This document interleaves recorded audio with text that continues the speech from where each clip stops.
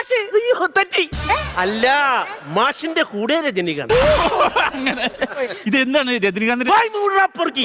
അല്ല, രജനീകാന്തിനെ അനുഗ്രഹിക്കുന്ന അതാണ് വൈമുറ പൊറുക്കി എന്നുള്ള സിനിമയുടെ ലൊക്കേഷനിൽ വെച്ച് എന്റെ കളക്ഷൻ കണ്ടപ്പോൾ എന്നോട് രജനീകാന്ത് വന്ന് പറഞ്ഞു, ഹേയ് ഡാനിയൽ കൊഞ്ചം അനുഗ്രഹം പോടുങ്കോ. അപ്പൊ ഞാൻ അനുഗ്രഹിച്ചപ്പോ ചതുവിടെ ആരോ എടുത്തൊരു ഫോട്ടോയാണ്. അങ്ങനെ എടുത്ത ഫോട്ടോയാണ്. അമ്മോ, അത് നോക്കിയേട്ടാ. എന്നാടി മാഷിന്റെ കൂടെ ജാക്കി ചാൻ. അത് കറക്റ്റ്, മാഷിന്റെ കൂടെ ജാക്കി. പക്ഷെ ഇത് ഞാൻ വിശ്വസിക്കില്ല. രജനീകാന്തിന്റെ കൂടെ ഇന്ന ഫോട്ടോ ഞാൻ വിശ്വസിച്ചു, അമിതാഭ് ബച്ചന്റെ കൂടെ ഇന്ന ഫോട്ടോ ഞാൻ വിശ്വസിച്ചു.